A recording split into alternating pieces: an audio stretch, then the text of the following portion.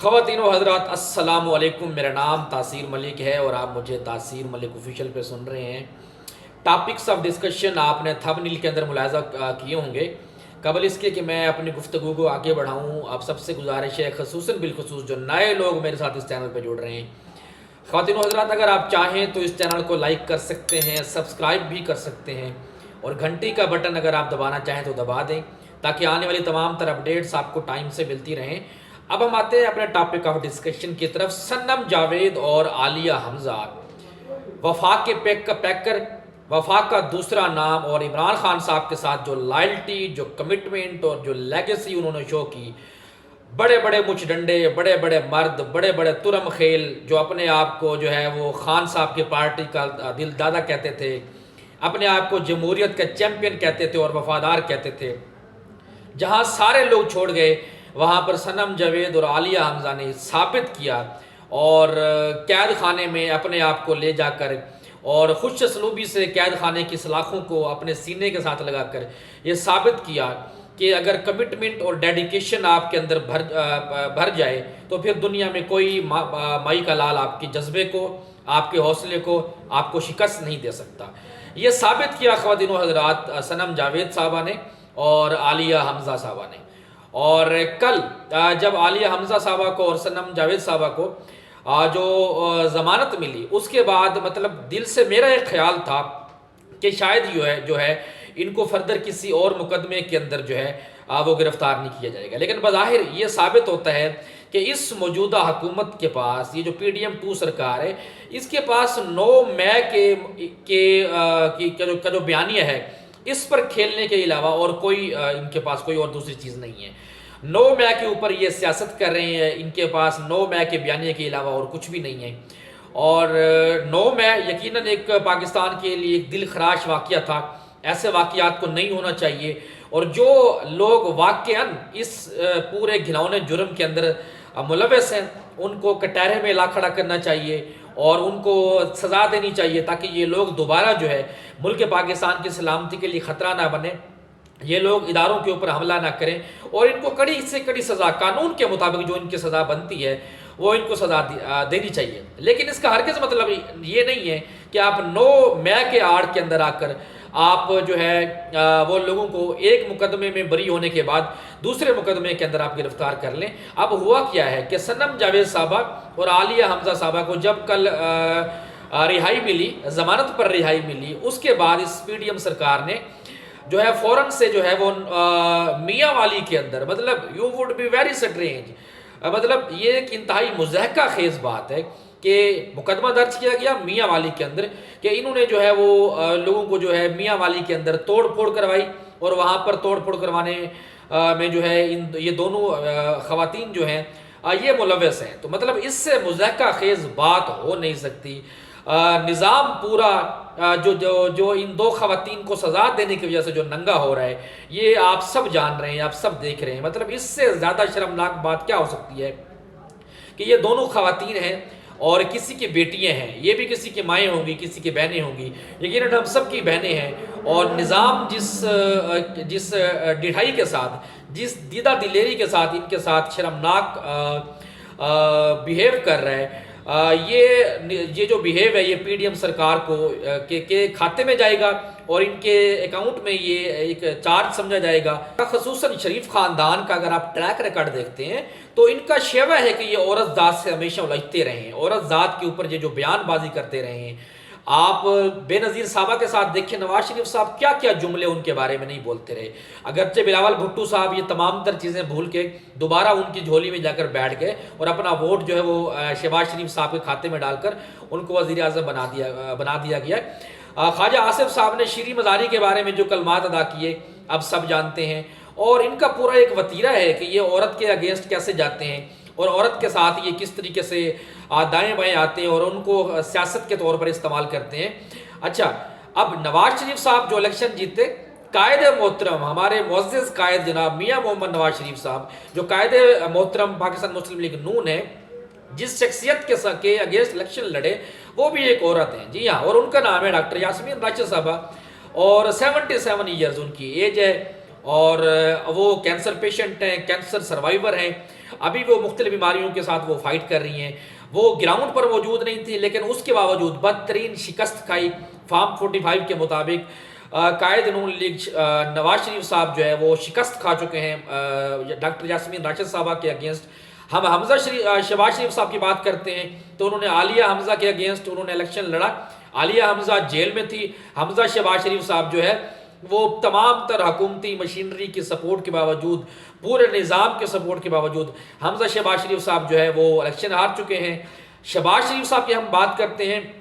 شہباز شریف صاحب کو بھی یہی خطرہ تھا، اور شہباز شریف صاحب تو اندر کھاتے کچھ نہ کچھ جانتے تھے کہ میں اس چوچو کے مربے کے آنے والی جو حکومت ہے، کیونکہ اس کا وزیر اعظم مجھے بننا ہے، تو مجھے یہ زیب نہیں دیتا کہ میں کسی خاتون سے ہار جاؤں اور پی ٹی آئی کسی خاتون کے مقابلے میں میرے مقابلے میں کسی خاتون کو لے آئے. تو انہوں نے جو ہے وہ لاہور سے راہ فرار اختیار کی اور شیخو پورہ سے جا کر انہوں نے الیکشن لڑا. تو خواتین کے مقابلہ کرنا نون لیگ کا ایک پرانا وتیرہ ہے. بہرحال اللہ رب العزت ان کو ہدایت دے کہ جن لوگوں کے ساتھ آپ نبر آزما ہو، یہ قوم کی بیٹیاں ہیں، یہ بھی ملک پاکستان کا سرمایہ ہیں.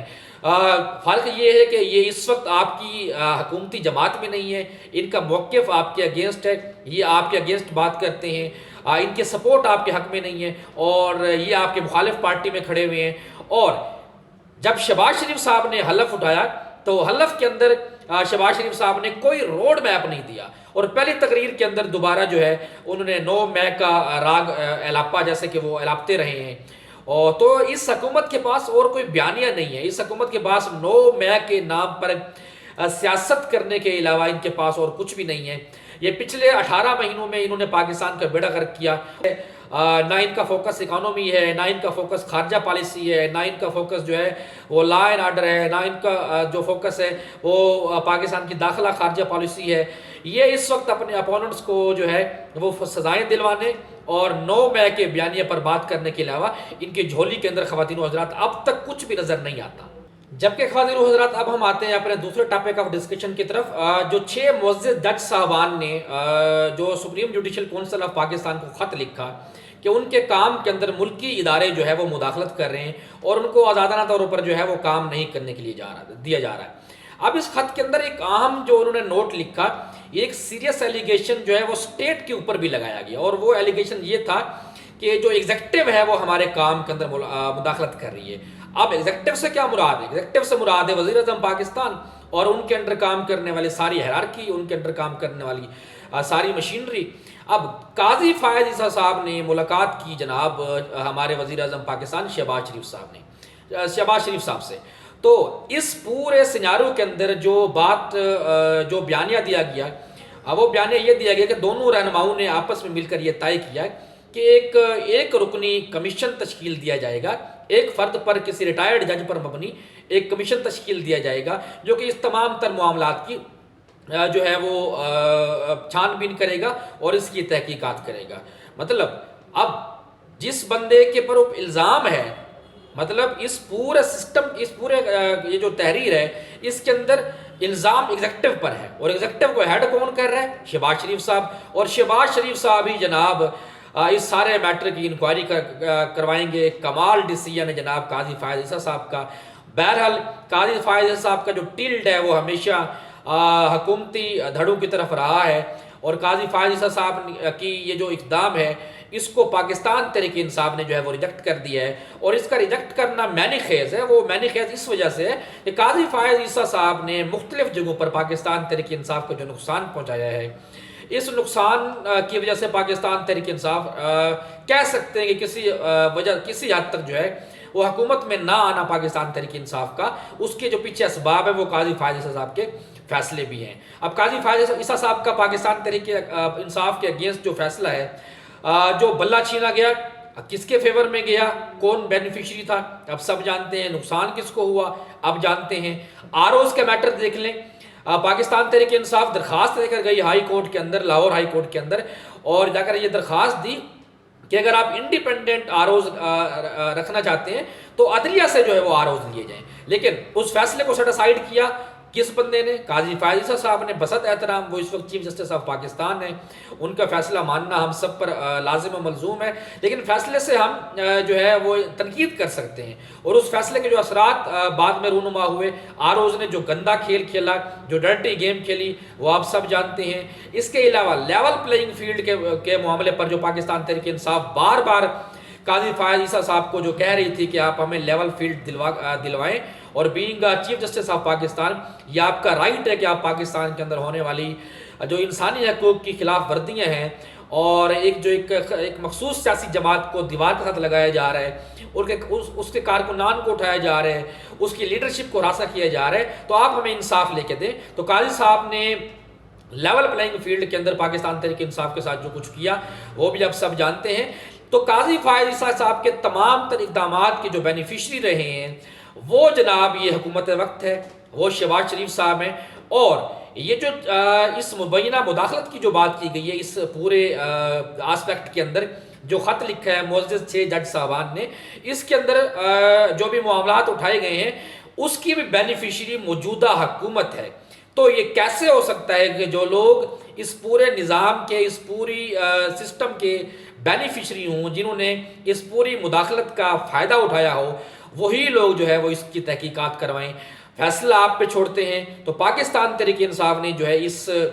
یہ جو کمیشن بننے کے لیے جا رہا ہے، اس کا رزلٹ کیا نکلنا ہے وہ آپ جانتے ہیں۔ تو پاکستان تحریک انصاف نے اس کو نہ صرف ریجیکٹ کیا ہے بلکہ اس کے اوپر بھرپور ایک پوری تحریک چلانے کا